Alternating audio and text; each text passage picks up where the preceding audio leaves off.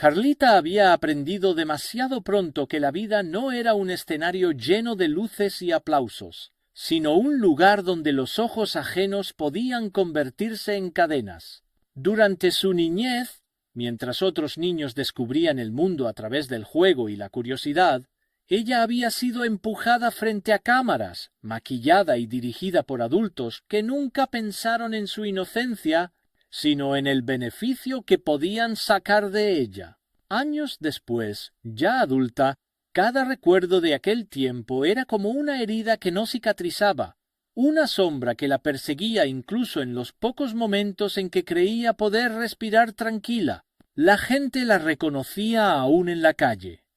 Su rostro seguía siendo un eco del pasado, congelado en fotografías, entrevistas y fragmentos de una infancia robada que circulaban sin control. Ella odiaba esa mirada de reconocimiento, ese murmullo entre dientes. ¿No es esa la niña actriz? Nadie se detenía a pensar que la niña se había convertido en una mujer quebrada, con los ojos cansados y el alma hecha jirones. Para ellos seguía siendo un recuerdo de consumo, un producto que les pertenecía, como si su historia personal fuera de dominio público. Las noches eran lo peor. Carlita encendía un cigarro tras otro en la penumbra de su apartamento, mirando fijamente un punto en la pared, incapaz de apagar los recuerdos que la invadían con una claridad brutal.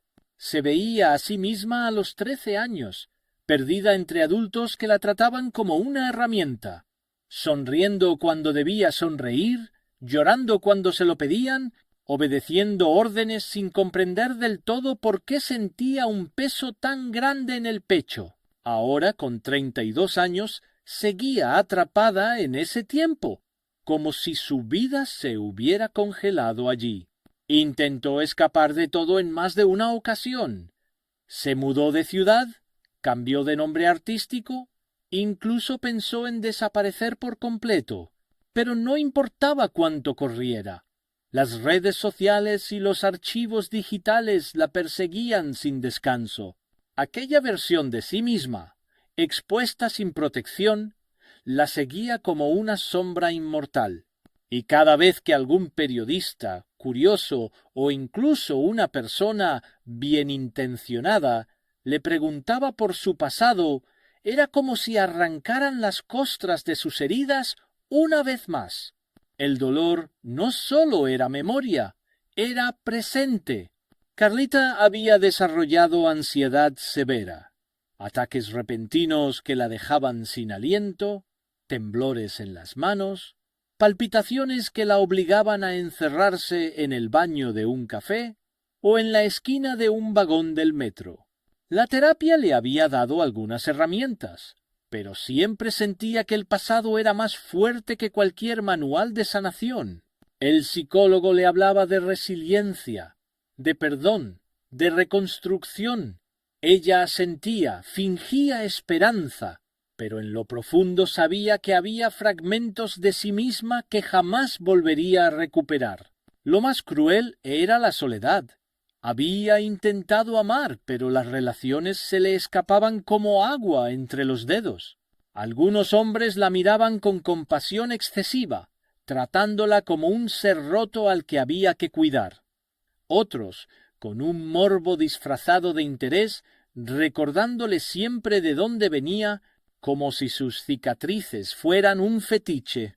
Carlita nunca se sintió realmente vista, nunca realmente comprendida. Se cansó de explicarse, de contar su historia en pedazos, de justificar sus miedos y sus silencios.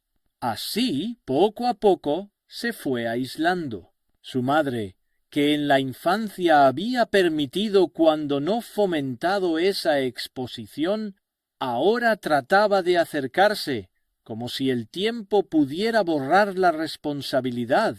Carlita la escuchaba en silencio, con una mezcla de rabia y resignación. Nunca se atrevió a gritarle lo que quería, que la había traicionado, que había vendido su niñez por unos contratos, por dinero, por el brillo de una fama pasajera.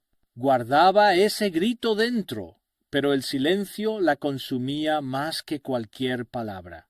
A veces pensaba que si lo decía en voz alta, si lo escupía con rabia, tal vez podría empezar a sanar, pero no encontraba fuerzas. Los días se le iban como espejismos. Se despertaba tarde, con la mente nublada por pastillas para dormir que apenas le habían permitido cerrar los ojos unas horas. Encendía la televisión sin prestar atención. Comía lo que encontraba. Se sumergía en redes sociales para odiar y detestar lo que veía. Nuevas niñas estrellas, nuevas sonrisas obligadas, nuevos contratos millonarios. Y sentía una mezcla de rabia y tristeza al comprender que el ciclo nunca se detendría, que su historia no era única, sino apenas una de tantas. En los pocos momentos de lucidez, Carlita escribía. Llenaba cuadernos con pensamientos desordenados, recuerdos que se mezclaban con sueños, frases cortas que parecían gritos. La escritura era lo único que le daba cierta sensación de control, un espacio íntimo, donde podía ser dueña de su propia voz.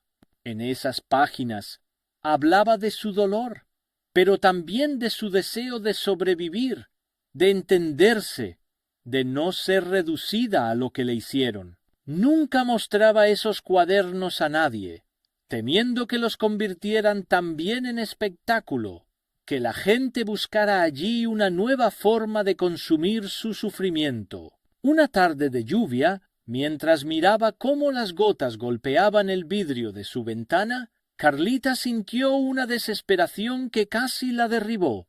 El mundo parecía demasiado pesado, y la idea de seguir respirando se volvió insoportable.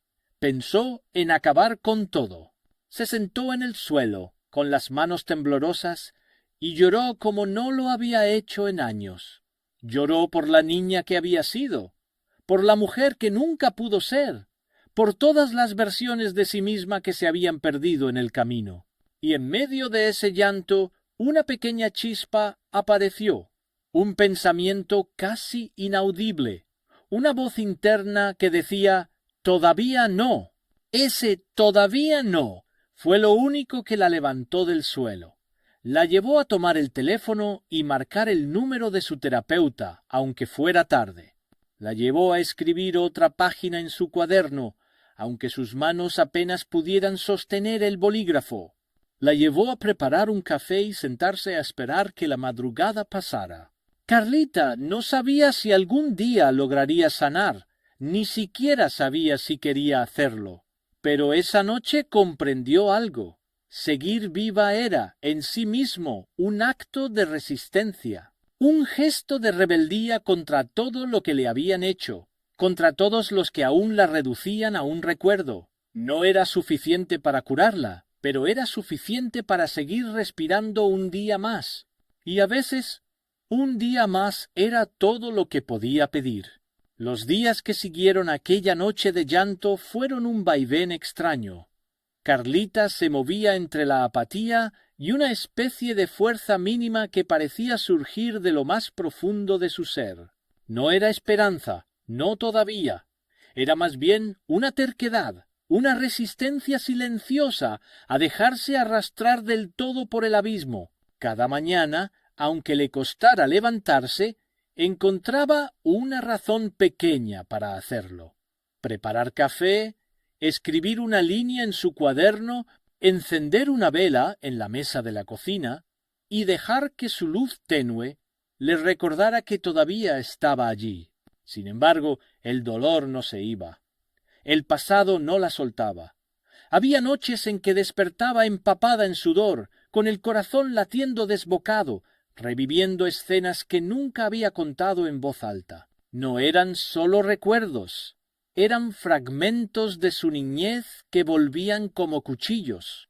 Las luces encendidas, los adultos que decidían por ella, el silencio obligado, la sonrisa que debía mantener aunque por dentro se sintiera rota.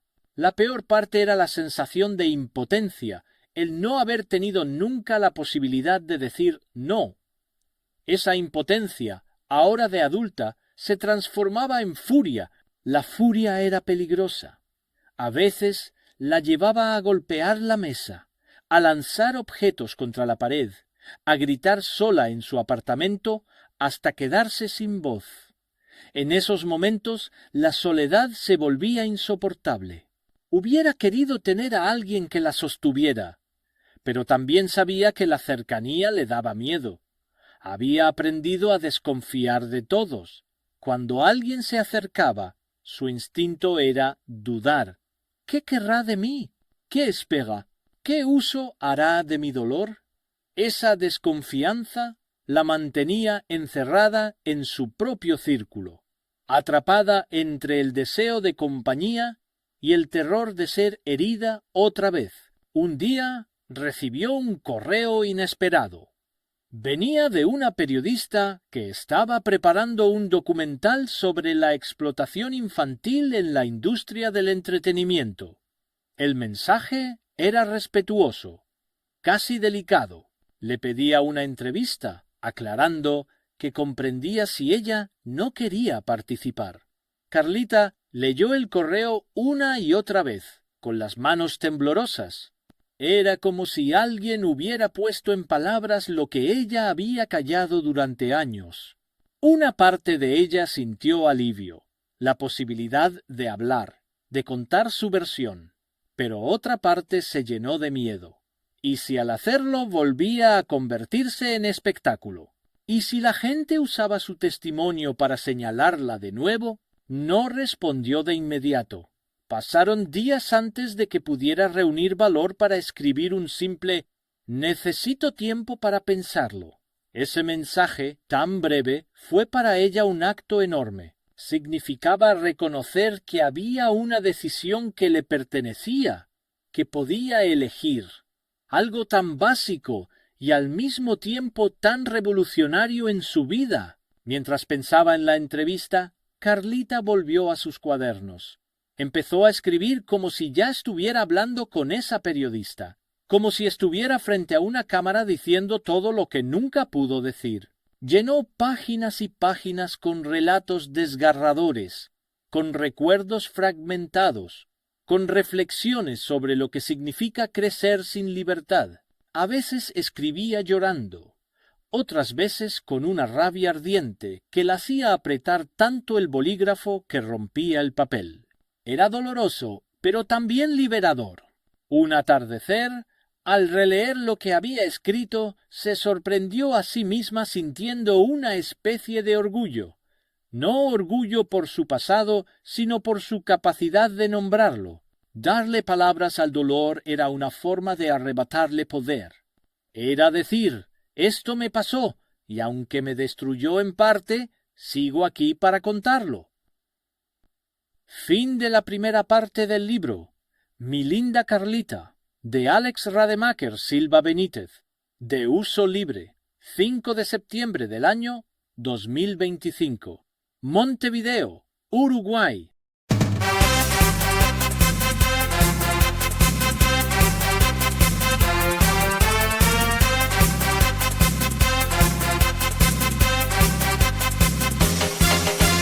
La conocí una noche de luna llena, ella era tan linda, ella era tan buena, quedé como loco con su mirada, tan dulce, tan tierna, tan desenfrenada. En una esquina nos abrazamos y entre caricias nos entregamos. Pensé que el amor había llegado, pero en verdad estaba equivocado. ¿Qué pasó, José? Y la perdí, así como pierdo las mejores cosas. Yo sé muy bien, no todo en la vida es colores de rosa. Cómo te extraño, mi amor, mi linda Carlita. Tirabas la goma como una loquita. En el Rosedal pasamos 1000 noches, garchando a lo loco dentro de mi coche. Qué tiempos aquellos llenos de locura.